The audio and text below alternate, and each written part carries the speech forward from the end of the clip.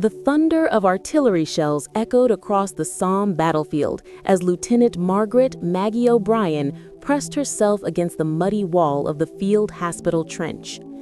At 29 years old, she had already seen more death and suffering than most people witnessed in a lifetime, but nothing had prepared her for the chaos of July 15, 1916. The British offensive had begun at dawn, and now, 12 hours later, the wounded were streaming back from no man's land in numbers that defied comprehension. Maggie had come to France 6 months earlier as part of the Queen Alexandra's Imperial Military Nursing Service, leaving behind her comfortable life in Boston, where she had worked at Massachusetts General Hospital. Her decision to volunteer for overseas service had shocked her family and friends. She was the daughter of Irish immigrants who had built a successful medical practice, and her future had seemed secure and predictable. But the reports from the Western Front had stirred something deep within her, a calling to serve where the need was greatest. The field hospital where Maggie worked was located just 3 miles behind the front lines, close enough that they could hear individual rifle shots and the constant chatter of machine guns. The facility had been hastily constructed in a series of interconnected trenches and dugouts, with canvas-covered areas serving as operating theaters and recovery wards. It was a far cry from the sterile, well-equipped hospitals she had known in Boston, but it had become her world, and she had adapted with the resilience that would define her entire career. On this particular morning, Maggie had been preparing for what she expected to be a routine day of caring for patients with trench foot, shell shock, and the various ailments that plagued soldiers living in such horrible conditions. She had risen at 4:30 a.m., as was her custom, to help prepare breakfast for the patients and organize medical supplies for the day ahead. The hospital was relatively quiet, housing about 40 wounded men in various stages of recovery. What would you do if you suddenly found yourself responsible for saving hundreds of lives with limited resources? Everything changed at 7:30 a.m. when the British artillery barrage began. The sound was unlike anything Maggie had ever experienced, a continuous roar that seemed to shake the very earth beneath her feet. For 90 minutes, British guns pounded German positions across no man's land, and Maggie knew that when the bombardment stopped, British soldiers would go over the top in what promised to be the largest offensive of the war to date. At 9 a.m., the artillery fell silent, and an eerie quiet settled over the battlefield. Then, faintly at first, but growing stronger, came the sound of whistles. Thousands of British soldiers climbing out of their trenches and advancing across no man's land toward the German lines. From her position at the field hospital, Maggie could see the lines of men moving forward, their fixed bayonets glinting in the morning sun. What happened next would haunt Maggie for the rest of her life. Instead of the quick victory that British commanders had promised, the offensive became a massacre. German machine gunners, protected in deep bunkers that had survived the artillery barrage, emerged to pour devastating fire into the advancing British ranks. The sound of gunfire was so intense, it sounded like giant sheets of canvas being torn apart. Within an hour, the first wounded began arriving at the field hospital. At first, it was a manageable trickle, a dozen men with various wounds that could be treated with the resources on hand. But as the morning progressed, the trickle became a stream, then a river, and finally a flood of human depravity that threatened to overwhelm the small medical facility. By noon, Maggie realized they were facing a crisis unlike anything the hospital had been designed to handle. The designated patient capacity was 80 men, but already they had received over 100 wounded soldiers, with ambulances and stretcher bearers continuing to arrive in an endless procession. The operating theaters were packed beyond capacity, with wounded men lying on stretchers in the corridors, the supply areas, and even in the staff quarters. Dr. Harrison, the hospital's chief surgeon, was an experienced military doctor who had served in the Boer War. But even he was overwhelmed by the scope of the disaster unfolding before them. As wounded soldiers continued to pour in throughout the afternoon, he called his small medical staff together for an emergency meeting. "We're facing an impossible situation," Dr. Harrison announced, his usually calm demeanor showing cracks of strain. "We have 4 doctors, 12 nurses, and perhaps 20 orderlies to handle what appears to be several hundred casualties. We're already running low on morphine, surgical supplies, and blood plasma. I'm afraid we're going to have to make some very difficult decisions about who we can treat and who." He didn't finish the sentence, but everyone understood. They would have to implement triage on a scale none of them had ever imagined, deciding who could be saved, who was beyond help, and who would have to wait. It was a doctor's worst nightmare, but in wartime, such decisions became terrible necessities. Have you ever been in a situation where you had to make impossible choices with limited resources? Maggie listened to Dr. Harrison's assessment with growing determination. She had not come to France to make comfortable decisions or to accept defeat in the face of overwhelming odds. As she looked around at her fellow nurses, young women who had left safe, comfortable lives to serve in this hellish place, she saw her own resolve reflected in their faces. "Doctor," she said quietly, "what if we don't accept those limitations? What if we find a way to treat everyone?" Dr. Harrison looked at her with a mixture of admiration and exasperation. "Nurse O'Brien, I appreciate your optimism, but we simply don't have the resources. We're already working beyond our capacity, and more wounded are arriving every hour." But Maggie had already begun formulating a plan. During her months at the field hospital, she had observed inefficiencies in their procedures that were acceptable during normal operations but became critical bottlenecks during emergencies. She had also noticed that many of the wounded soldiers were capable of helping with basic medical tasks if properly organized and directed. "Give me 12 hours, she said to Dr. Harrison. "Let me reorganize our operations.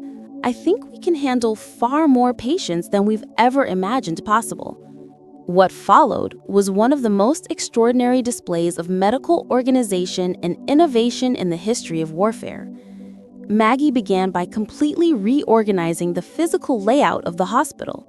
Instead of treating the facility as a traditional hospital with defined areas for specific functions, she transformed it into a series of assembly lines designed to process wounded soldiers efficiently through different stages of care. She established a primary triage area at the hospital entrance, where the most experienced nurse could quickly assess each incoming patient and direct them to appropriate treatment areas. Soldiers with minor wounds were sent to a walking wounded station staffed by orderlies and recovering patients who could handle basic first aid. More serious cases were prioritized for immediate surgical attention, while the most critical patients received emergency stabilization before surgery. But Maggie's most innovative decision was to recruit the wounded soldiers themselves as assistant medical personnel. Many of the men with minor wounds were eager to help their comrades, and Maggie quickly discovered that soldiers could be trained to perform basic medical tasks far more quickly than civilian orderlies. Within hours, she had organized a team of soldier assistants who were changing bandages, administering medications, and helping to move patients between treatment areas. Share your thoughts in the comments below. Could you organize such a massive operation under pressure? The system Maggie created was unlike anything that had been attempted in military medicine. She established specialized teams for different types of injuries. One group focused on abdominal wounds, another on head trauma, a third on limb injuries. Each team included at least one doctor or experienced nurse. but was supplemented by soldiers who had been rapidly trained in specific tasks. For supplies, Maggie implemented an innovative rationing system that maximized the effectiveness of their limited resources. Instead of using full doses of morphine for every patient, she developed a graduated pain management protocol that used smaller doses for less severe injuries, allowing the limited supply to stretch much further. She also organized the recovery of and sterilization of bandages and surgical instruments, creating a recycling system that kept essential supplies available throughout the night. As evening fell, the scope of the crisis became even clearer. The day's offensive had been a complete disaster, with British forces suffering unprecedented casualties. The official count would later reveal that 60,000 British soldiers had been killed or wounded in a single day, the bloodiest day in British military history. And a significant percentage of the wounded were being brought to Maggie's small field hospital. By 8 p.m., the hospital was treating over 250 wounded soldiers, more than 3 times its intended capacity. Every available space was occupied. Patients lay on stretchers in the corridors, in the storage areas, even in the kitchen. The operating theaters had been running continuously for 10 hours, with doctors and nurses working in rotating shifts to prevent exhaustion. But somehow, the system was working. The assembly line approach that Maggie had implemented was processing wounded soldiers far more efficiently than anyone had thought possible. Soldiers with minor wounds were being treated and returned to duty within hours. More serious cases were receiving prompt surgical attention and proper post-operative care. Even the most critical patients were being stabilized and given the best possible chance of survival. The key to the system's success was organization and the utilization of every available resource, including the wounded soldiers themselves. Men who might have been considered patients in a normal hospital setting became valuable members of the medical team. A sergeant with a broken arm became an expert at organizing medical supplies. A corporal with a leg wound proved to have a natural talent for comforting soldiers suffering from shell shock. Could you imagine wounded soldiers helping to treat other wounded soldiers? How do you think that affected morale? As midnight approached, Maggie faced her greatest challenge yet. Word had arrived that a massive German counterattack was expected at dawn, which meant the hospital would need to be evacuated or reinforced immediately. At the same time, ambulances continued to arrive with more wounded from the day's fighting, and several of the hospital's staff members were showing signs of exhaustion that threatened their ability to continue working. Dr. Harrison approached Maggie as she was organizing the night shift assignments. "Nurse O'Brien, I appreciate your optimism, but simply what have you accomplished here today is extraordinary. We've treated over 200 wounded men, and our mortality rate has been less than 5%. Under normal circumstances, we would have lost at least half of the most seriously wounded patients." Maggie felt a surge of pride, but she also knew that the night was far from over. "Thank you, doctor, but we still have work to do. What's the situation with the expected German attack?" British headquarters has ordered all non-essential personnel to evacuate by 3 a.m., Dr. Harrison replied. They're concerned that German forces might overrun this position. We're supposed to move all transportable patients to hospitals further behind the lines. But Maggie looked around at the wounded soldiers under their care and realized that many of them were far too critical to be moved safely. The trip to hospitals and the rear areas would take several hours over rough roads, and the trauma of transport could easily kill patients who might otherwise survive with continued treatment at the field hospital. "Doctor, what if we don't evacuate?" she asked. "What if we stay and continue treating patients?" Dr. Harrison stared at her in disbelief. "Nurse O'Brien, you're talking about remaining in a position that may be overrun by enemy forces. That's not medical service, that's suicide." But as Maggie looked around at the faces of the wounded soldiers, she knew she couldn't abandon them. These men had risked their lives for their country, and many of them would die if they were moved prematurely. Someone had to take responsibility for giving them the best possible chance of survival. "I'm staying," she announced quietly. "Anyone who wants to evacuate should do so immediately, but I'm not leaving these patients." The effect of her words was immediate and profound. One by one, the other nurses began speaking up, saying they would stay as well. Dr. Harrison struggled with the decision for several minutes, then nodded grimly. "If you're staying, then I'm staying too. We'll treat patients until the last possible moment." Let us know in the comments what you think about their decision to stay and risk capture. Word of their decision spread quickly through the hospital, and the effect on morale was electric. Wounded soldiers who had been depressed and frightened by their injuries suddenly had renewed hope. They were being cared for by medical personnel who were willing to risk their own lives rather than abandon their patients. The psychological impact was as important as the medical treatment itself. The hours between midnight and dawn were perhaps the most intense of Maggie's life. She moved constantly between patients, coordinating care, solving problems, and providing comfort to men who were facing the possibility of death or permanent disability. Her energy seemed inexhaustible, and her calm competence became a source of strength for everyone in the hospital. At 3 a.m., as scheduled, the last evacuation convoy departed, taking with it the patients who were stable enough to travel and the personnel who had chosen to leave.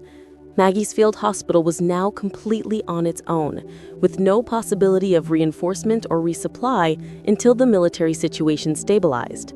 But instead of despair, the reduced staff felt a sense of liberation. They were no longer constrained by bureaucratic procedures or resource limitations imposed by higher headquarters. They could focus entirely on providing the best possible care to their patients, using their own judgment and initiative. As dawn approached, the sounds of artillery began again, but this time it was German guns firing on British positions. The counterattack that headquarters had predicted was beginning, and from the intensity of the bombardment, it was clear that the fighting would be fierce. Throughout the morning, the hospital continued to receive wounded soldiers, but now they were men wounded in defensive fighting rather than offensive operations. The injuries were different. More shrapnel wounds from artillery, fewer rifle and machine gun casualties, but the volume remained overwhelming, and Maggie's innovative treatment system continued to prove its worth. By noon on July 16th, the German counterattack had been repelled, and British forces had reestablished secure defensive positions. The immediate crisis was over, and reinforcements began arriving at the field hospital. But by then, Maggie and her staff had already accomplished something extraordinary. In less than 24 hours, they had treated over 200 wounded soldiers with a mortality rate that was unprecedented in military medicine. More importantly, they had demonstrated that innovative organization and the utilization of all available resources could overcome seemingly impossible odds.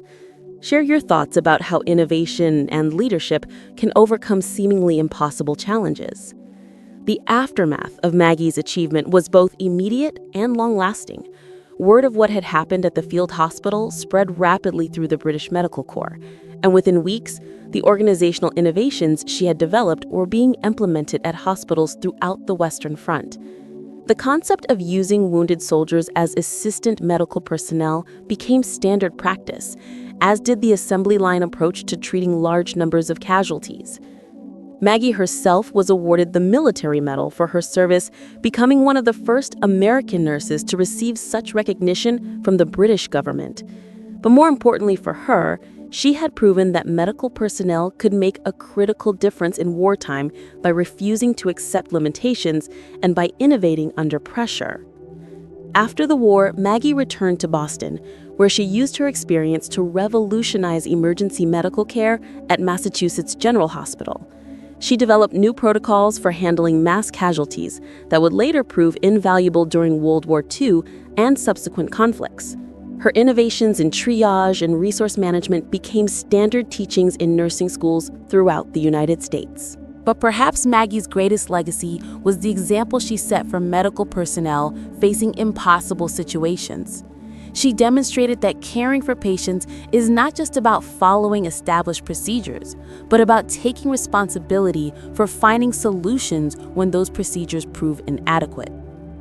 Her willingness to stay with her patients despite personal danger inspired a generation of military medical personnel who would face similar challenges in subsequent conflicts. The field hospital where Maggie performed her extraordinary service was destroyed by artillery fire later in the war, but the site is now marked by a memorial to the medical personnel who served there. The inscription reads simply, "Here stood those who refused to abandon their patients." It serves as a reminder that heroism in wartime often comes not from a dramatic gesture on the battlefield, but from quiet determination to uphold the highest standards of professional duty, even when facing overwhelming odds. Maggie O'Brien lived to be 89 years old, and throughout her life, she remained modest about her wartime service. When asked about the night she saved 200 soldiers, she would simply say that she had done what any competent nurse would do under the circumstances.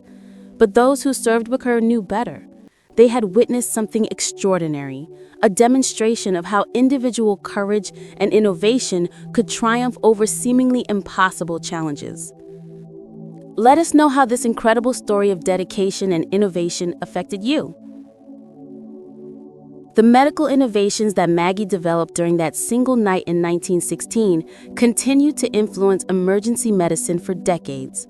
Her concept of rapid triage, efficient resource utilization, and the integration of patients into the care team became foundational principles in disaster medicine. Military hospitals around the world studied her methods and adapted them to their own circumstances. Today, when emergency medical personnel face mass casualty situations, whether from natural disasters, accidents, or terrorist attacks, they often use techniques that can be traced back to Maggie O'Brien's innovations on the Somme battlefield. Her legacy is not just in the 200 lives she saved during a single night, but in the countless additional lives that have been saved by the medical procedures she developed under fire. The small notebook where Maggie recorded her observations and innovations during the war is now housed in the Army Medical Museum in Washington, D.C. Visitors can see her careful handwriting documenting the techniques she developed, the challenges she faced, and the lessons she learned. The notebook serves as a testament to the power of careful observation, creative thinking, and unwavering dedication to saving lives. Margaret O'Brien's story reminds us that heroism often comes not from a single dramatic moment, but from sustained excellence under pressure. She faced an impossible situation with limited resources and found a way to save lives that others thought could not be saved. Her example continues to inspire medical personnel around the world who face their own seemingly impossible challenges in their commitment to healing and saving lives. If you enjoyed this story, please like, subscribe, and leave a comment to share your thoughts.